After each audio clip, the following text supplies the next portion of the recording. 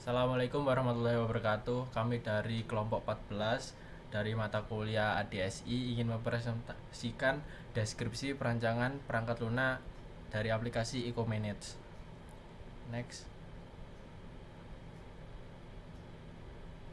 Sebelumnya perkenalkan, nama saya Farhan Bintang Adrianto dengan digit NPM terakhir 183.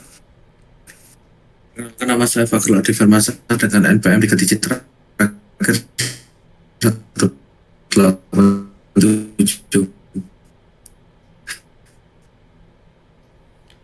Perkenalkan, saya Tri Anggoro Yunianto dengan 3 digit NPM terakhir 189. Tujuan penulisan dokumen. Dokumen DPPL ini disusun sebagai acuan formal dalam proses pengembangan aplikasi EcoManage, yaitu sistem manajemen sampah pintar berbasis digital untuk perumahan Rungkut Mapan Barat. Dokumen ini bertujuan menjabarkan ruang lingkup, definisi serta rancangan global dan rinci yang akan digunakan oleh tim pengembang perangkat lunak selama tahap implementasi hingga pengujian sistem. Selanjutnya, ruang lingkup. EcoManage adalah sistem manajemen sampah pintar, Smart Waste Management System, yang dirancang untuk membantu warga, petugas kebersihan, dan pengurus lingkungan dalam mengelola jadwal pengangkutan sampah, pemilahan sampah, pencatatan iuran, serta pelaporan kondisi lapangan secara digital. Sistem ini menyediakan informasi jadwal real-time, notifikasi truk sampah, laporan tong sampah penuh, pencatatan QR Code, serta fitur insentif poin bagi warga yang memilah sampah dengan benar. Selanjutnya, perancangan global use case diagram. Use case diagram tersebut menunjukkan bahwa admin atau petugas berperan sebagai aktor utama yang mengelola sistem. Admin dapat melakukan kelola data sampah dan kelola data pengangkutan sampah untuk mencatat serta memperbarui informasi terkait sampah dan jadwal pengangkutan.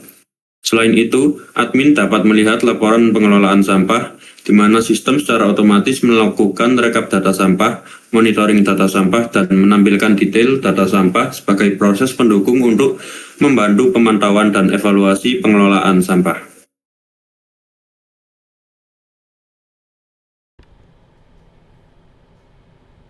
Baik, selanjutnya untuk perancangan arsitektur yaitu IRD ya. Sorry.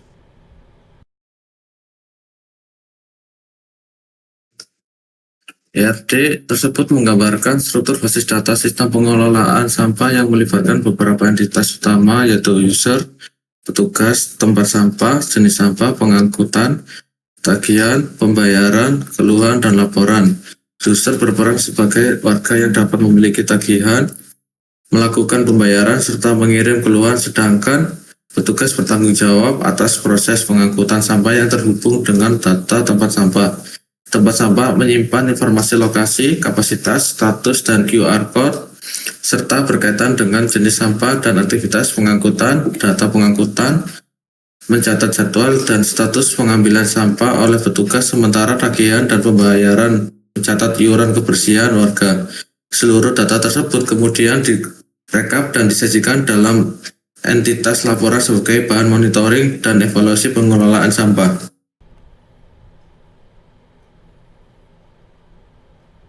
Baik, selanjutnya yaitu desain antarmuka. Jadi di sini kita memasukkan sedikit desain dari aplikasi EcoManage kita. Jadi ada desain dari login, tampilan login. Selanjutnya juga ada tampilan dari beranda. Terus ada jadwal pengangkutan dan juga ada fitur maps, dan juga yang terakhir ada tampilan dari profil. Next. Baik, selanjutnya yaitu wireframe dari aplikasi kita. Di sini ada sedikit tampilan yang berbeda dari sebelumnya karena ini adalah tampilan fitur yang ada di aplikasi kita di EcoManage. Next.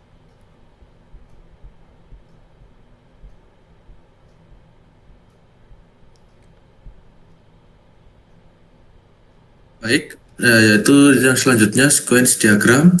Yang pertama, lihat jadwal pengangkutan sampah. Diagram ini menunjukkan alur interaksi antara warga, form jadwal, jadwal kontrol, dan data jadwal dalam menampilkan jadwal pengangkutan.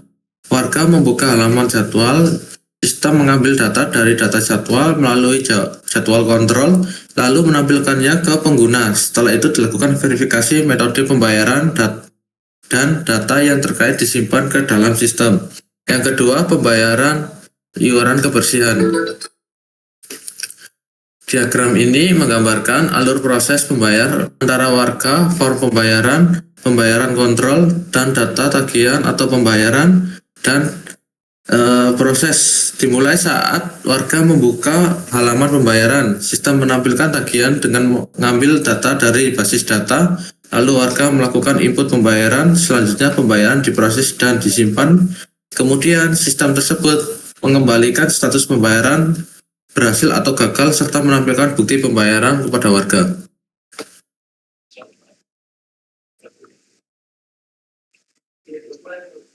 Berikut adalah kelas diagramnya. Yang pertama, user berfungsi sebagai mempresentasikan warga sebagai pengguna aplikasi.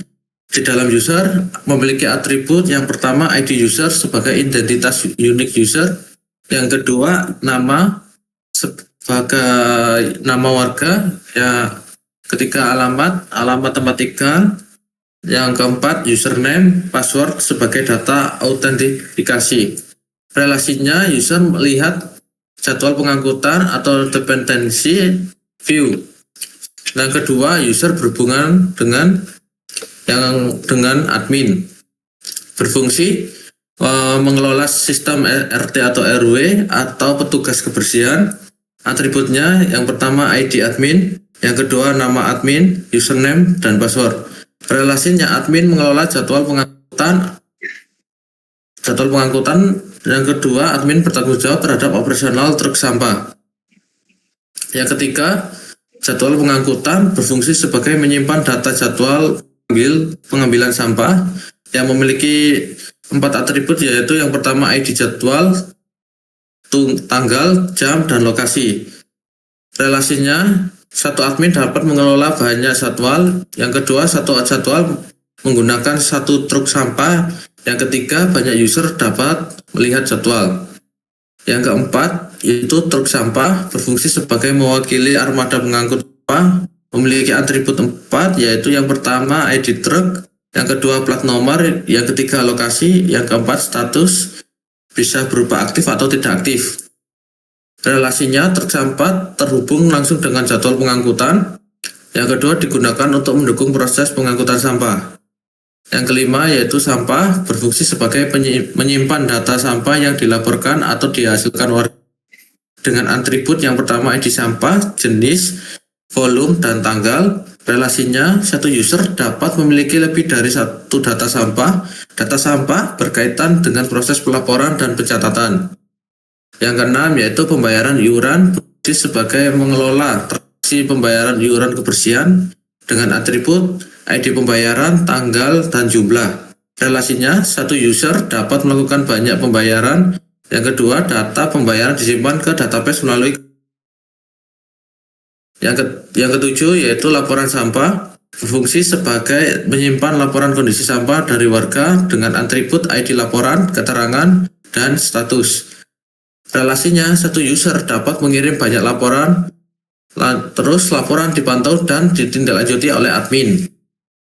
Yang kedelapan, yaitu koneksi database berfungsi sebagai mengelola koneksi ke database sistem dengan atribut connection.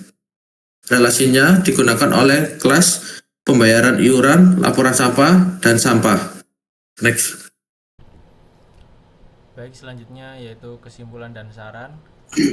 Yang pertama, kesimpulan, Ecomanage berhasil dirancang sebagai sistem manajemen sampah digital yang mendukung proses pengangkutan, pencatatan data, pembayaran iuran, serta pelaporan kondisi lingkungan secara lebih efektif dan terstruktur. Perancangan yang dibuat mulai dari arsitektur database, antarmuka pengguna, hingga permodelan prosedural seperti sequence diagram dan kelas diagram, menunjukkan bahwa sistem memiliki fondasi teknis yang kuat untuk diimplementasikan. Fitur seperti jadwal pengangkutan real-time, QR code, identifikasi, notifikasi, dan sistem poin memberikan nilai tambah serta mendukung pengguna penggunaan yang praktis bagi warga, petugas kebersihan, dan juga pengelola lingkungan.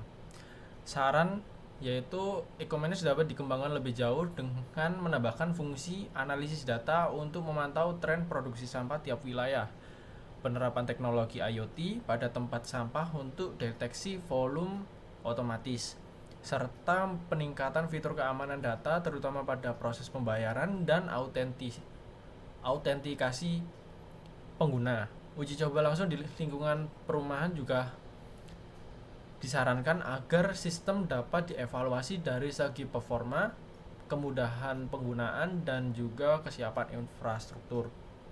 Next. Baik, cukup sekian dari kelompok kami, dari kelompok 14. Saya akhiri. Wassalamualaikum warahmatullahi wabarakatuh. Salam.